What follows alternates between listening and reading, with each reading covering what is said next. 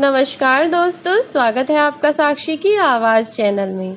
दोस्तों, आज की कहानी है महलों जैसे घर में रहने वाली सहेली को आज सड़क पर फूल बेचते देखा। आखिर क्यों वह सड़क पर फूल बेच रही थी? सच्चाई जानकर आपके भी होश उड़ जाएंगे। आइए जानते हैं आज की कहानी में। चांदनी अपनी आलीशान गाड़ी में बैठकर मंदिर जा रही थी। गाड़ी से उतरकर वह मंदिर की सीढ़ियों पर चढ़ी ही थी कि तभी वह मंदिर के पास लगी दुकानों से फूल खरीदने के लिए रुक जाती है। बहन जी, पूजा के लिए फूल देना, उसने फूल बेचने वाली एक साधारण सी महिला से कहा। लेकिन जैसे ही उसकी नज़र फूल वाली पर पड़ती है, वह चौंक जाती है। अरे, यह तो निशा है। उसे देखकर उसका मन अतीत की स्मृतियों में खो जाता है। ऐसा लग रहा है मानो सारी घटना अभी घट रही हो और चांदनी एकदम से कहीं खो जाती है, जैसे कल की ही बात है कि दरअसल वे दोनों, चांदनी और निशा, आपस में चचेरी बहनें थीं। जहां निशा के पिता एक बहुत बड़े जमींदार और रईस खानदान से ताल्लुक रखते थे, वहीं चांदनी के पिता एक मध्यम परिवार के थे। बेशक दोनों के पिता की हैसियत में बहुत अंतर था, लेकिन उनके मन में बिल्कुल भी फर्क न था। वैसे ही निशा और चांदनी कहने को चचेरी बहनें थीं, लेकिन मानो जैसे एक जिस्म दो जान थीं। एक दूसरे के बिना दोनों रह ही नहीं सकती थीं। साथ साथ वे स्कूल जाना, साथ साथ खाना खाना, साथ साथ पढ़ाई करना, हर काम वे दोनों साथ ही किया करती थीं। निशा के पिता भी निशा से बहुत ज़्यादा प्यार करते थे। बचपन में निशा को चांदी के झूले में झुलाया जाता था। वह हर समय चांदी के झूले में झूलती। कभी कभी चांदनी भी जिद कर जाती। आखिर थी तो वह भी बच्ची ही ना। और फिर बाल हट, आप तो जानते ही हैं। फिर निशा के पिताजी निशा को मुश्किल से झूले से उतारते और चांदनी को झुलाया करते थे। क्योंकि निशा के घर में पैसों की कोई कमी नहीं थी और वह बहुत रईस लड़की थी।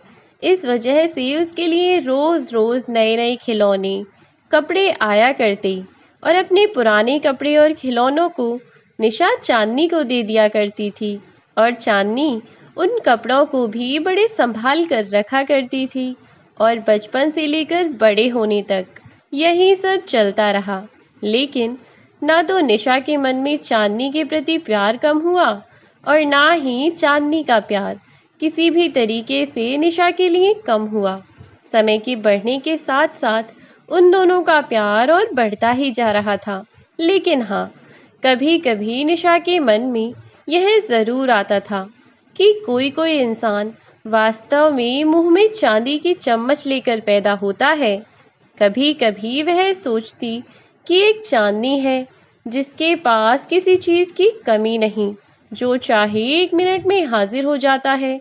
और दूसरी तरफ वह अपनी तरफ देखकर थोड़ी उदास हो जाया करती। पर फिर भी कोई भी अगर उन्हें देखता तो यही कहता कि दोनों आपस में बहनें हैं। समय अपनी रफ्तार से बढ़ रहा था, लेकिन उन दोनों को आपस का प्यार देखकर अच्छे अच्छे लोगों में बहुत ही ज़्यादा जलन पैदा हो जाती थी।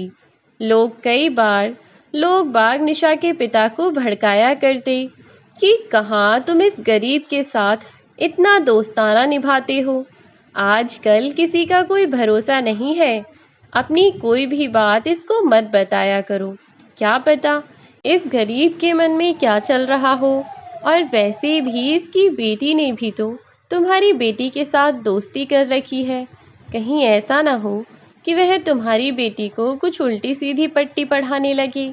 लेकिन काका उनकी एक भी बात न सुनते। काका को मुझ पर और निशा पर, दोनों पर ही पूरा भरोसा था। ना तो मेरे पिताजी और ना ही काका दोनों किसी की बातों पर ध्यान देते थे। हमारे परिवारों की दोस्ती और प्यार दिन पर दिन बढ़ता ही जा रहा था।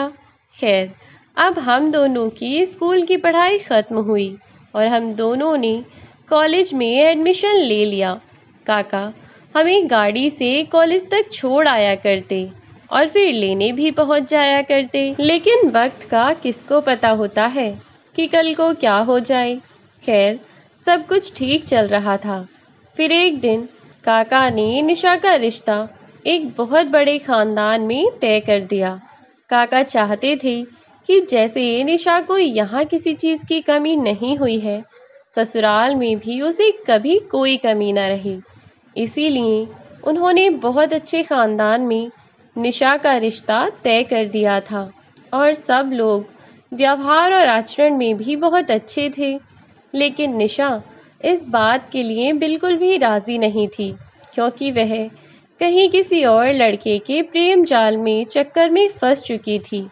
मैंने निशा को बहुत समझाया, लेकिन उसने मेरी एक न सुनी। पर इस बात के पीछे हम दोनों में थोड़ी कहासुनी भी हुई थी, क्योंकि निशा ने बचपन से ही बहुत पैसा देखा था, तो उसे पैसे की कदर तो वैसे भी नहीं थी। पैसे को वह हाथ का मैल समझती थी। जितना मन आया, जहाँ मन किया, उतना पैसा उड़ा दिया। निशा ने काका से उस लड़के से शादी करने के लिए बहुत जिद की थी, लेकिन काका ने जब उस लड़के को देखा तो वह तुरंत ही समझ गए कि उस लड़के ने निशा की दौलत को देखकर उसको पसंद किया है और शादी हो जाने के बाद वह निशा के साथ अच्छा व्यवहार नहीं करेगा। और इसीलिए काका ने उस लड़के से निशा की शादी करवाने के लिए मना कर दिया। निशा ने बहुत शोर मचाया, लेकिन काका के आगे उसकी एक न चली और शादी का दिन नज़दीक आ गया। बारात दरवाजे पर आ खड़ी थी। दुल्हन का सब इंतज़ार कर रहे थे कि काका निशा को ऊपर छत से लेने के लिए गए, तो उन्होंने वहां जाकर देखा कि निशा वहां पर नहीं थी। इसका साफ साफ मतलब यह था कि निशा उस लड़के के साथ भाग गई थी। काफ़ी देर चुपचाप सारी तरफ ढूंढा, लेकिन निशा कहीं भी नजर नहीं आई। फिर काका ने अचानक से मेरी शादी निशा के दूल्हे से तय करने की बात कही। पहले मेरे पापा इस बात के लिए बिल्कुल भी तैयार नहीं हुए, लेकिन जब काका ने पापा के सामने हाथ जोड़ दिए और बोले कि आज मेरी इज्जत को बस तुम और चांदनी बिटिया ही बचा सकते हो, वरना बारात वापस लौट गई तो मैं जिंदा नहीं बचूंगा। तुझे मेरी दोस्ती का वास्ता। फिर उसके बाद सब लोगों ने जोर दिया और रिश्तेदारों ने समझाया, तो मेरे पापा इस बात के लिए राज़ी हो गए और फिर निशा के दूल्हे से मेरी शादी कर दी गई। आज निशा को इस हालत में देखकर मुझे कुछ समझ ही नहीं आ रहा था कि आखिर उसके साथ हुआ क्या है। वह देखने में इतनी खूबसूरत थी और आज उसके चेहरे पर इतनी झुर्रियाँ पड़ी हुई थीं कि दूर से वह पहचान में भी नहीं आ रही थी। कहाँ वह इतने मालदार खानदान की लड़की और आज सड़क पर धक्के खाने को मजबूर थी। खैर, उसने भी जब मुझे देखा तो शायद वह मुझे पहचान तो गई थी और आज उसकी आंखों से लगातार आंसू बह रहे थे। मैंने उसे एकदम से गले से लगा लिया और वह भी मेरे गले लगकर ज़ोर ज़ोर से रोने लगी। अब मैंने उसको अपने साथ अपने घर ले जाने को कहा। पहले तो वह मना करने लगी, लेकिन मेरे बहुत ज़िद करने पर वह मेरे साथ जाने को तैयार हो गई। मैंने भी निशा का हाथ पकड़ा और उसको लेकर अपने घर की ओर चलने के लिए गाड़ी में हम दोनों बैठ गए। मैंने ड्राइवर से कहा और ड्राइवर ने गाड़ी ले जाकर मेरी हवेली के बाहर रोक दी। जैसा कि मैंने आप सबको बताया था कि मेरी शादी बहुत अमीर ख़ानदान में हुई थी, इसीलिए मेरा घर बहुत बड़ा और बहुत आलीशान हवेली नुमा बना हुआ था। अब मैंने निशा का हाथ पकड़कर उसको गाड़ी से उतारा और उसको अंदर लेकर गई। हवेली में अंदर जाने के बाद मैंने उसको सोफे पर बिठाया। तब तक मेरे बेटा और बहू भी वहाँ पर आ चुके थे। मैंने निशा को वहीं बैठाया और अपनी बहू से कहा कि वह नौकर से कहकर बाथरूम में एक जोड़ी अच्छे से कपड़े और गुनगुना पानी रखवा दे। निशा की जैसी हालत हो रखी थी, उसकी हालत को देखकर मेरे बेटे और बहू दोनों ही मुझे अजीबोगरीब तरीके से देख रहे थे। मैंने निशा का हाथ पकड़ा और उसे बाथरूम की तरफ ले गई। वह बहुत सहमी हुई थी और डरी हुई भी नजर आ रही थी। मैंने निशा को अंदर जाने को कहा तो पहले तो वह मना करने लगी, पर जब मैंने उसे प्यार से समझाया तो वह अंदर चली गई। लेकिन उसने मुझसे कहा कि मैं बाथरूम के बाहर ही खड़ी रहूं। मैंने ऐसा ही किया तब तक जब तक निशा नहा धोकर साफ कपड़े पहनकर बाहर नहीं आई। मैं बाहर गेट पर ही खड़ी रही। उधर मेरे बेटे और बहू दोनों आए और उन्होंने मुझसे पूछा कि माँ, आप यह किसको घर ले आए हैं? आखिर यह कौन है?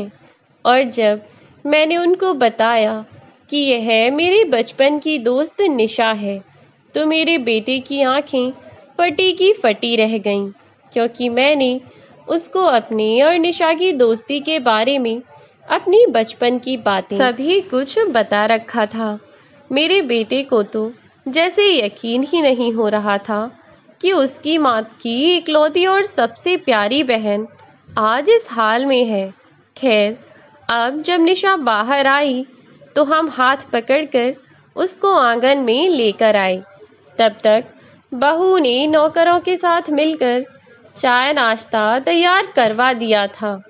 मैं निशा से कुछ खाने को कहती उससे पहले ही वह बाहर बने हुए बगीचे में भाग गई और वहां जाकर फूलों के बीच में जाकर बैठ गई और एक गहरी सी सोच में डूब गई। मैं वहां पहुंची।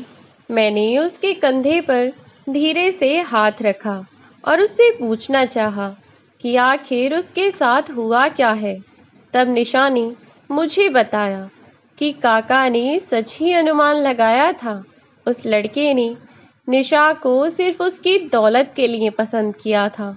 खैर, जब से दोनों घर से भाग गए तो शुरू शुरू में सब कुछ ठीक चलता रहा, क्योंकि निशा अपने घर से बहुत सारे पैसे और सोना लेकर भागी थी।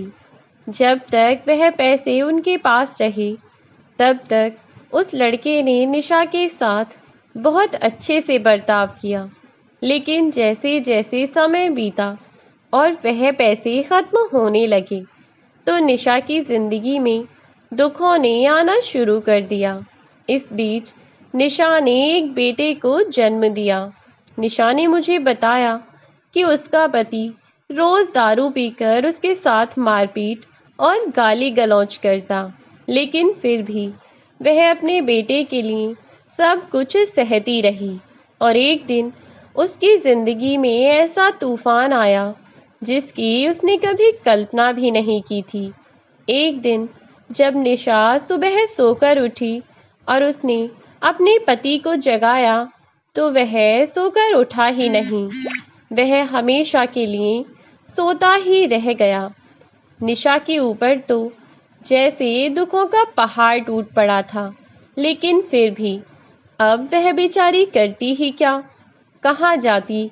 घर वालों से तो उसने पहले ही बिगाड़ ली थी और काका के लिए वह उसी दिन मर गई थी जिस दिन वह उस घर को छोड़कर उस लड़के के साथ भागी थी। और उसने काका की इज्जत के बारे में एक बार भी नहीं सोचा था। उसके बाद उसने जैसे तैसे अपने बेटे के लिए खुद को संभाला। सब लोग उसे सांत्वना देते कि बेटा एक दिन बड़ा हो जाएगा तो सब कुछ ठीक हो जाएगा। और बस इसी उम्मीद में जिस लड़की ने कभी हाथ से एक चम्मच तक नहीं उठाई थी, आज वह दूसरों के घर झाड़ू पोछा करती हुई घूम रही थी, और सिर्फ इसलिए क्योंकि उसको अपने बेटे को पढ़ा लिखा कर कुछ बड़ा बनाना था, जिसके लिए वह सब कुछ बर्दाश्त कर रही थी। खैर, समय अपनी रफ्तार से बढ़ रहा था। धीरे धीरे अब मेरा बेटा बड़ा होता जा रहा था। मैंने उसका दाखिला स्कूल में करवा दिया। जब उसके पिता की मृत्यु हुई, तब तक उसकी उम्र लगभग 2 साल की रही होगी। अब वह स्कूल पढ़ने जाने लगा और मैं दिन रात मेहनत करके, दूसरों के घरों में काम करके, एक एक पाई पाई करके पैसा जुटाती कि मेरा बेटा कल को बड़ा आदमी बन जाएगा तो मुझे सब दुखों से निकाल देगा। और इसी उम्मीद में वह सब कुछ किए जा रही थी। अब रवि दूसरी क्लास में आया, फिर दूसरी से तीसरी, तीसरी से चौथी, और इसी तरीके से बढ़ते बढ़ते वह 10वीं कक्षा में आ चुका था। वह पढ़ने में बहुत ही होशियार था। उसने कभी भी स्कूल में मुझे शिकायत करवाने का मौका नहीं दिया। सभी अध्यापक उसकी बहुत तारीफ किया करते थे, क्योंकि वह पढ़ने में इतना होशियार था कि सभी टीचरों को उससे बहुत लगाव हो गया था।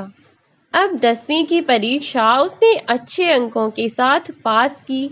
10वीं की परीक्षा पास करने के बाद उसने मुझे एक इच्छा जताई कि वह बाहर जाकर पढ़ना चाहता है। लेकिन मेरे पास तो इतने पैसे ही नहीं थे कि मैं उसको विदेश में पढ़ा सकूं। तब उसने मुझे बताया कि अब जब मैं 11वीं की परीक्षा पास कर दूंगा और उसके बाद 12वीं की कक्षा में आऊंगा, तो विदेश जाने के लिए कुछ टेस्ट देने पड़ेंगे। अगर वह टेस्ट मैंने पास कर लिए तो मेरी पढ़ाई का सारा खर्चा सरकार उठाएगी। बेटे के सपनों को अपना समझकर मैंने उसकी उसमें भी मदद की। मैंने उसे एक बार भी नहीं रोका। मुझे लगा कि यह कामयाब हो जाएगा तो बस मेरे दिन उलट जाएंगे। इतना तो रवि को भी पता था कि वह ही मेरा इकलौता सहारा है और अब तक का समय मैंने उसके साथ काटा है। लेकिन फिर भी 3 साल की पढ़ाई करने के लिए उसे विदेश जाना होगा, तो मैं बिल्कुल अकेली हो जाऊंगी। यह सब कुछ मेरे दिमाग में भी चल रहा था, लेकिन मैंने अपने बेटे के प्यार के सामने उसके भविष्य को चुना और फिर वैसा ही हुआ जैसा रवि ने मुझसे कहा था। 11वीं की परीक्षा के बाद जब उसने 12वीं की परीक्षा दी, तो वह 12वीं की परीक्षा में तो अच्छे नंबरों से पास हुआ ही, साथ ही साथ उसने विदेश जाने के लिए जो परीक्षा दी थी, उसमें भी वह प्रथम स्थान प्राप्त करके सरकारी स्कॉलरशिप से अपना एडमिशन विदेश में करवाने में सफल रहा। अब बेटा विदेश चला गया। पढ़ाई करने के लिए मैं जैसे तैसे अपने दिन काटा करती, उससे फ़ोन पर बातें कर लिया करती। मेरा एक एक दिन मानो एक एक साल के बराबर गुजर रहा था। पर फिर भी मैंने अपने बेटे से यूं नहीं कहा कि वह मेरे पास आ जाए। मुझे अपने इकलौते बेटे के बिना रहने में बहुत परेशानी होती है, मन भी नहीं लगता था। लेकिन कोई बात नहीं, मैं यही सब कुछ सोचकर चुप रह जाती कि कुछ दिन की ही तो बात है। जब वह पढ़ लिख कर एक अच्छी नौकरी पर लग जाएगा तो मेरे सारे दिन सुधर जाएंगे। जितने दुख मैंने उसको पालने पोसने में काटे हैं, वह सब दूर हो जाएंगे। और बस कुछ दिन बाद वह समय आया। मेरा बेटा विदेश से वापस आया। उसकी पढ़ाई खत्म हो चुकी थी और उसे एक अच्छी नौकरी भी मिल चुकी थी। जब वह वापस आया तो वह अकेला नहीं आया, अपने साथ किसी लड़की को लेकर आया था। जब मैंने पूछा कि यह कौन है, तो उसने बताया कि यह आपकी बहू है। मैंने विदेश में ही इससे शादी कर ली थी। दरअसल माँ, बात ही कुछ ऐसी थी। मेरे साथ कुछ ऐसा हो गया था कि मुझे इससे शादी करनी पड़ी। मैं भी क्या ही करती।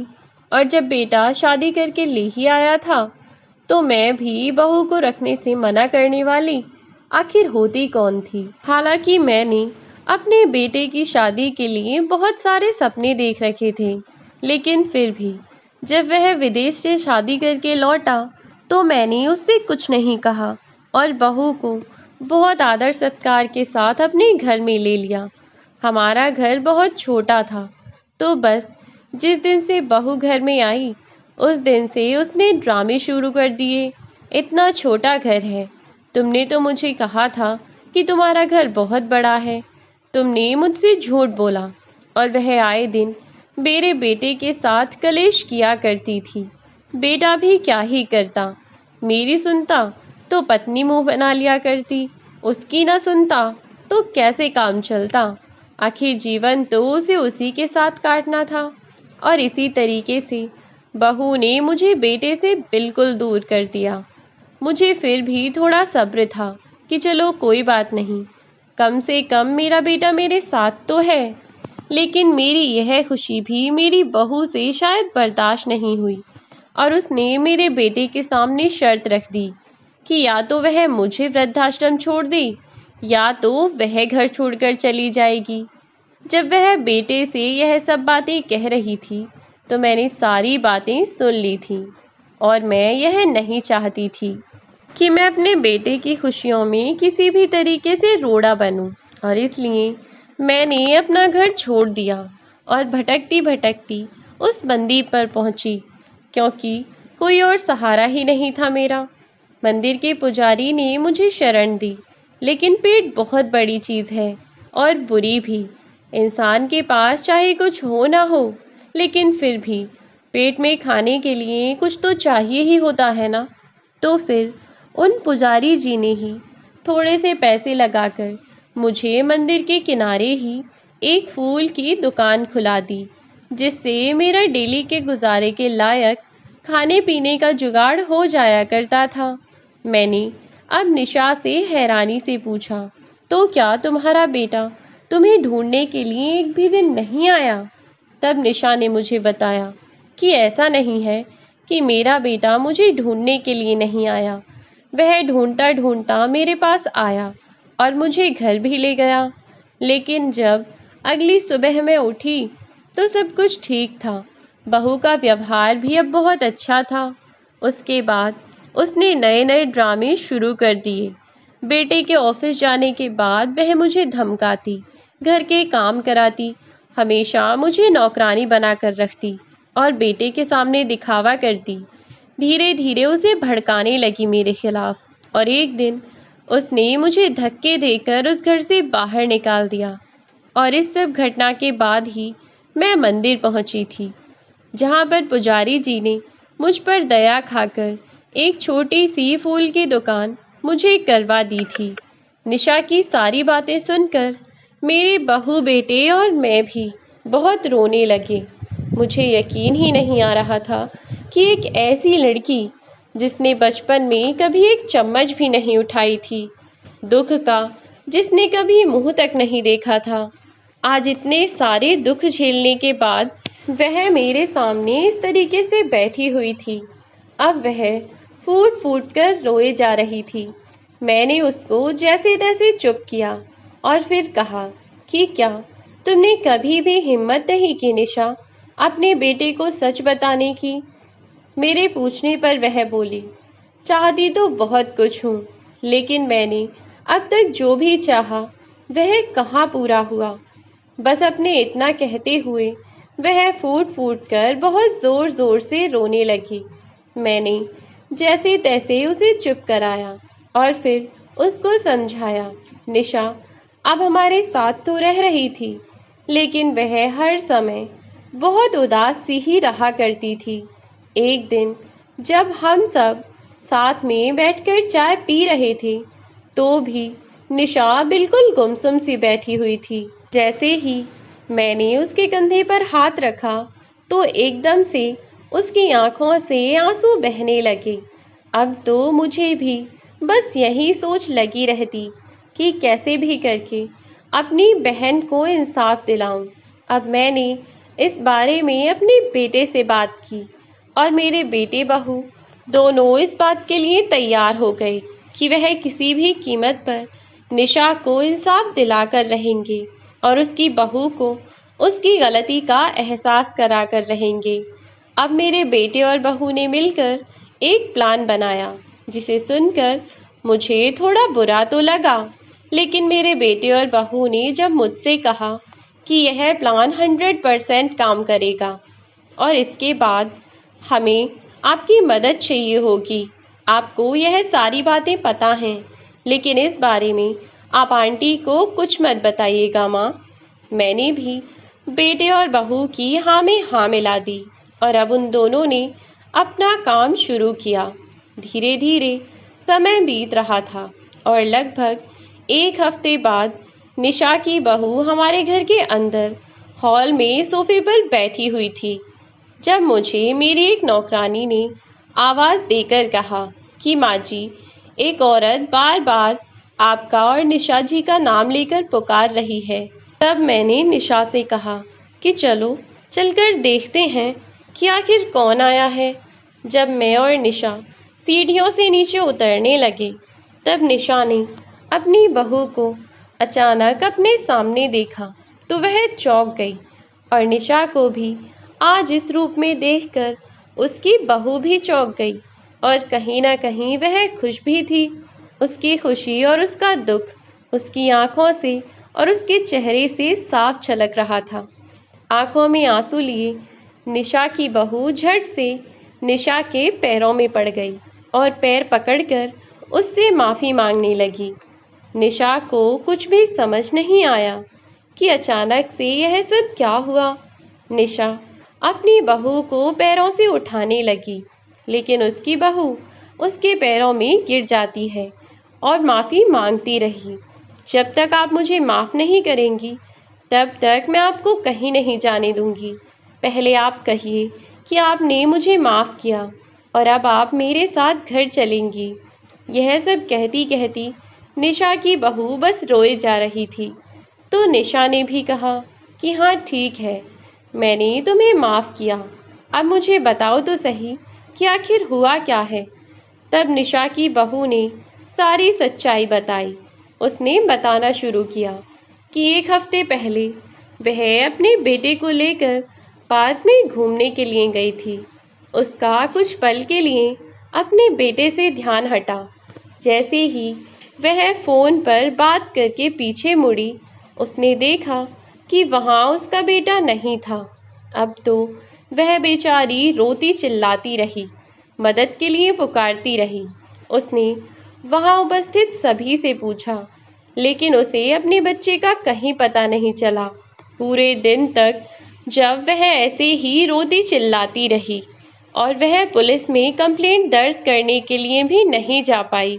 इसका कारण था कि किसी ने फ़ोन पर उसे यह कहा था कि यदि वह पुलिस के पास गई तो उसके बच्चे की जान को खतरा है। उसके बाद उस किडनैपर ने निशा की बहू को अजीबोगरीब काम करने के लिए कहा। किडनैपर ने फ़ोन पर मेरी बहू से कहा कि यदि उसे अपना बच्चा सही सलामत चाहिए तो उसे दूसरों के घर जाकर उनके छोटे मोटे काम करने होंगे, जैसे झाड़ू लगाना, बर्तन साफ करना और भी अन्य कई काम। चाहे कोई काम दे या ना दे, कैसे भी करके उसे काम ढूंढना है और वही काम करना है। यह सब सुनकर निशा की बहू को बहुत अजीब तो लगा, लेकिन फिर वह सोचने लगी कि उसके पास और कोई रास्ता भी तो नहीं है।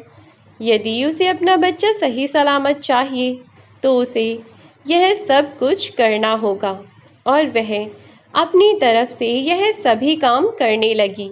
जब निशा की बहू यह सब बातें बता रही थी कि तभी मेरे बेटा और बहू सीढ़ियों से नीचे उतर कर आए और बोले कि आगे की कहानी आपको हम बताते हैं आंटी जी। दरअसल इन बहन जी का बच्चा किसी और ने नहीं बल्कि हमने ही किडनैप कराया था। मैं जानता हूँ आंटी कि यह बहुत गलत है, लेकिन निशा आंटी, आपकी बहू ने आपके साथ जो किया उसे उसकी गलती का एहसास करवाना बहुत ज़रूरी था। जिस तरह आपने अपने बेटे के लिए इतने कष्ट सहे हैं, उसे पाला पोसा और इतना बड़ा किया, इस बेटे को उसकी पत्नी ने आपसे अलग कर दिया। हमने यह सब इसलिए किया ताकि इन्हें भी आपके दर्द का एहसास हो, ताकि इन्हें भी पता चल सके कि एक माँ अपने बच्चों को बचाने के लिए किसी भी हद तक जा सकती है। और फिर दोनों निशा की बहू से बोले, हाँ तो बताइए कि आपको दूसरों के यहाँ काम करके कैसा लगा। तब निशा जी की बहू उन दोनों से हाथ जोड़कर माफ़ी मांगने लगी और कहने लगी, मैं बहुत गलत थी भैया।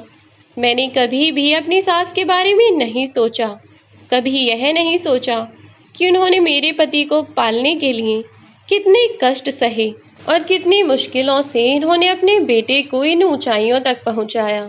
ईश्वर की कृपा से मेरे पास तो सब कुछ है, लेकिन फिर भी अपने बेटे को बचाने के लिए मैंने लोगों की कितनी गालियां खाईं, कितनी जिल्लत सही। और मेरी सास ने तो मेरे पति को अच्छा जीवन देने के लिए हमेशा ही यह सब कुछ सहा था। जिस बेटे के लिए मैं इतना तड़पी, अभी यह केवल 2 महीने का है, जिसके बिना मैं 4 दिन में ही पागल सी हो गई। फिर ऐसे में मेरी सास पर भला क्या बीती होगी, यह तो मैंने कभी सोचा ही नहीं। मैंने अपनी सास को अपने पति से दूर कर दिया। मुझे माफ़ कर दीजिए माँ जी, मुझसे बहुत बड़ी गलती हो गई। आज से आप मेरे ही साथ अपने घर में रहेंगी। मुझे अपनी गलती का एहसास है। और इसके बाद वह अपनी सास को अपने साथ अपने घर ले गई। तो दोस्तों, यह थी हमारी आज की कहानी। अगर आज की कहानी आपको पसंद आई हो तो हमें कमेंट बॉक्स में ज़रूर बताएं। अगर वीडियो अच्छी लगी हो तो वीडियो को लाइक और शेयर कर दें। चैनल को सब्सक्राइब ज़रूर कर दें अगर आप इस चैनल पर नए हैं। साथ ही बेल आइकन को प्रेस करना ना भूलें, ताकि आने वाली वीडियो की नोटिफिकेशन आपको मिलती रहे। आज के लिए इतना ही, मिलती हूँ नई वीडियो में नई कहानी के साथ।